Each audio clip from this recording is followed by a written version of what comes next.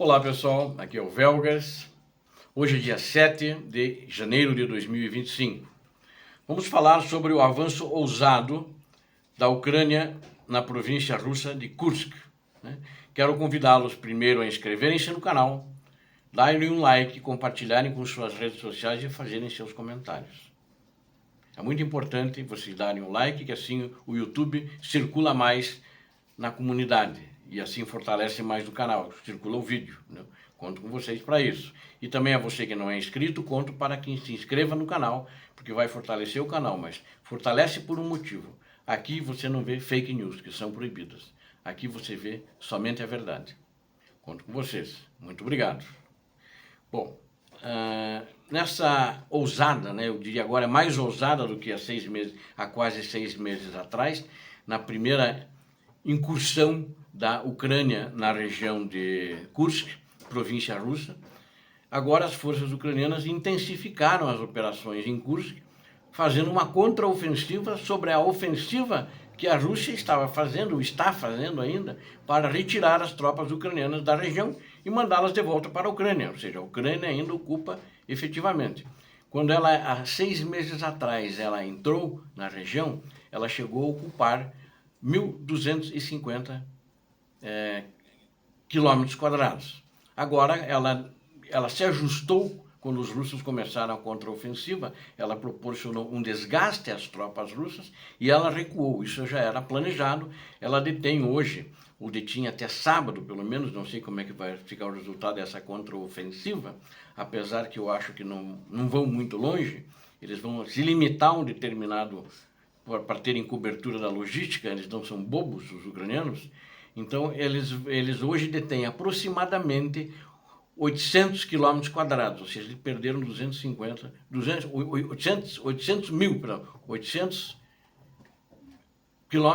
quilômetros quadrados eles têm, né? E então eles reduziram um pouco, 450 eles reduziram, mas ainda continuam. E na realidade essa contraofensiva tem uma série de objetivos que a gente vai ver agora e continua, né? Os russos não esperavam, foi surpresa e deram-se mal com isso, né? Então ele é uma segunda ofensiva que a Ucrânia montou na região de Kursk, que começou domingo agora, dia 5, e eu inclusive noticiei ontem, um dia depois, né? Fui ajuntando informações, pesquisando para ter conteúdo para mostrar para vocês. E hoje também estou mostrando o conteúdo dos primeiros resultados que estão saindo, né?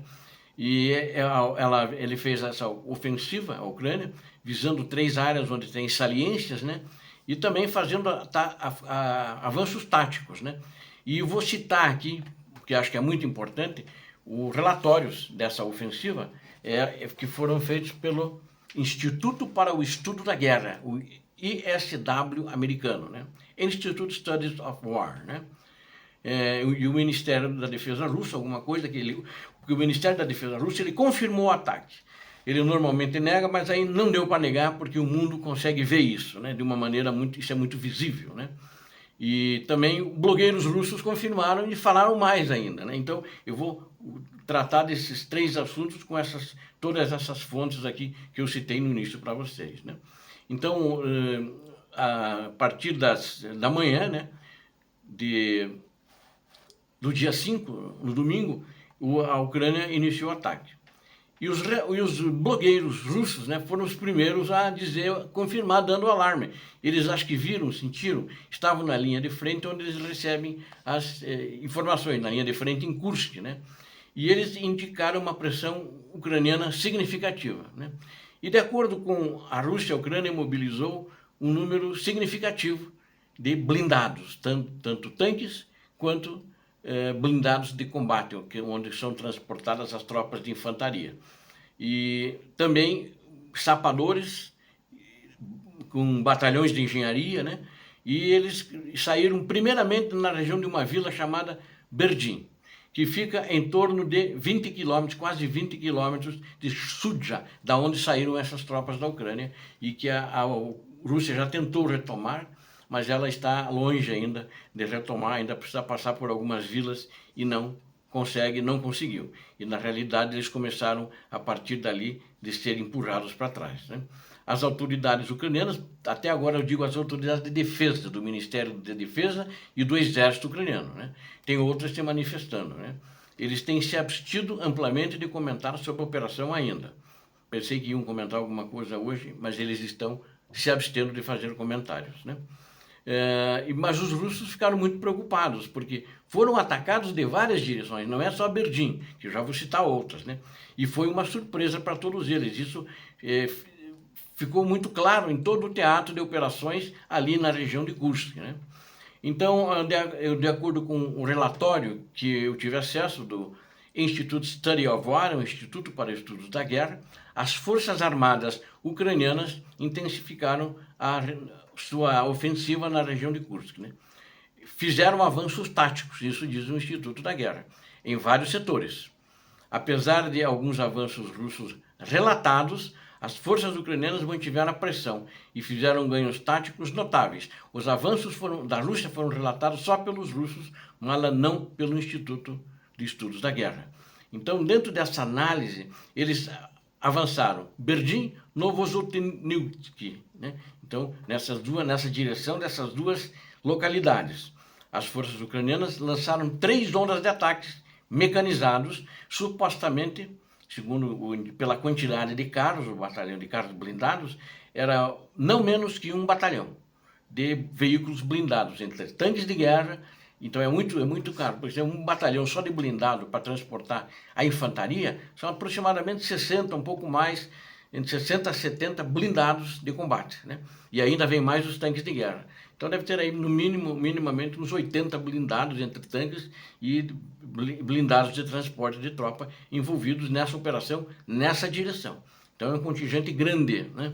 E eles não fizeram, quando eu disse que eles fizeram 3 ondas de blindados. E os russos tentaram resistir, mas correram. Os ucranianos não fazem como os russos, ondas humanas de munição humana descartável. Não fazem e não fizeram isso, né? Então, as baixas, como os russos recuaram, as baixas ucranianas são muito pequenas, né?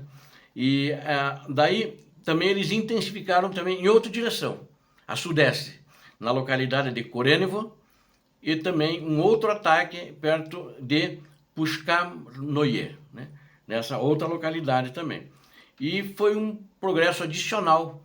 Ele foi relatado também pelo Instituto, pelas observações do Instituto, através dos seus satélites, a sudeste de Berdim, perto de Novosibirsk, com forças ucranianas que ocuparam naquela região Cherkasskoye, Porenchnoye, Martinovka e Mikhailovka.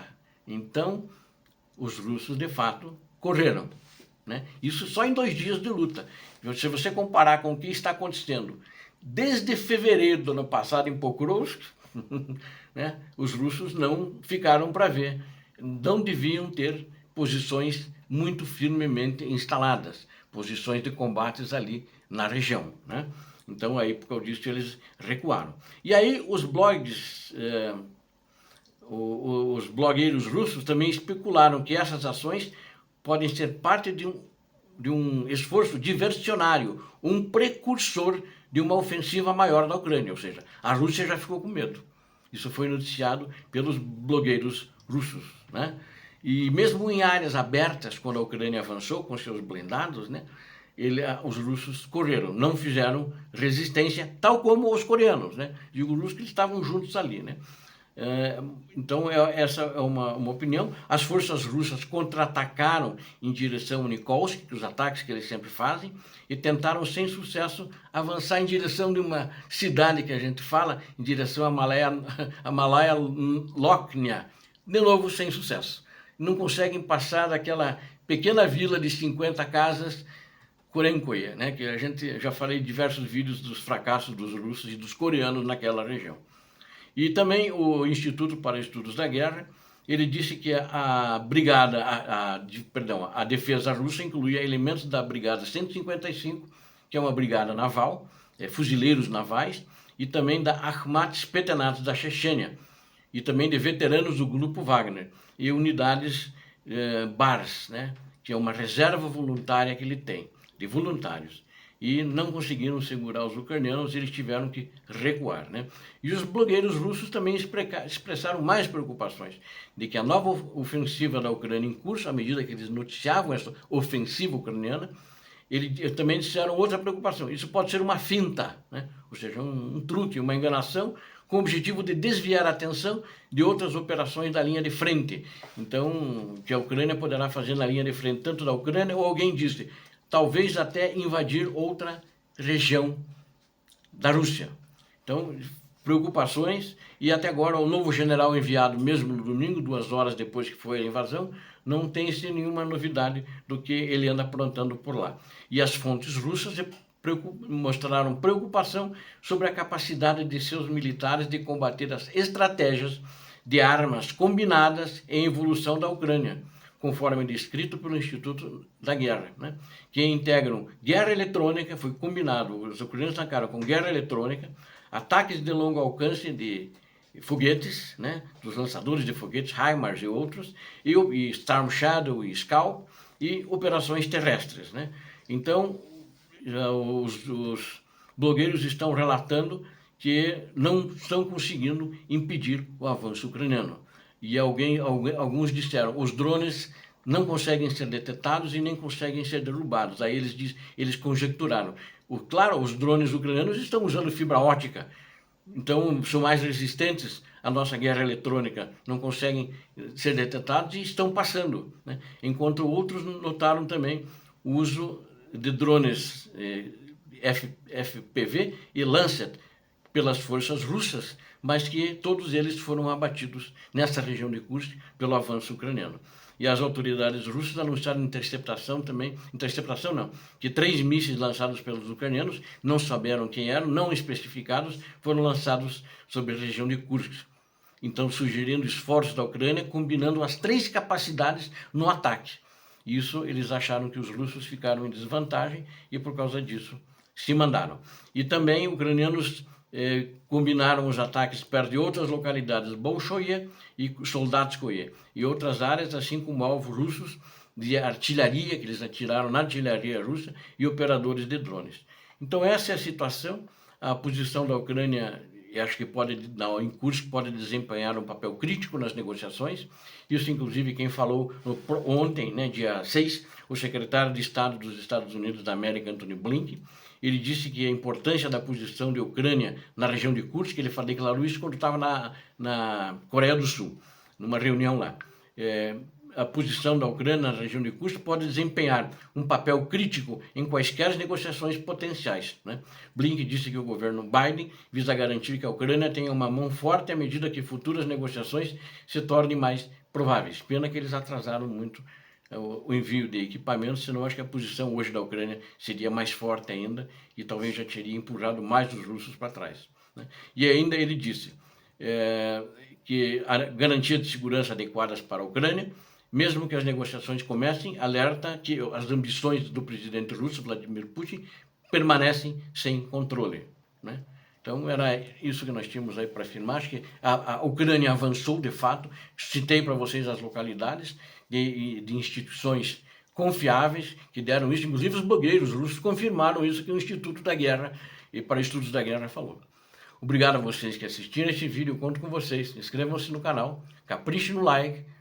Deus abençoe vocês, Deus abençoe a Ucrânia, Deus abençoe o Brasil. Paz e bem, paz para toda a humanidade. Inscreva-se. Obrigado.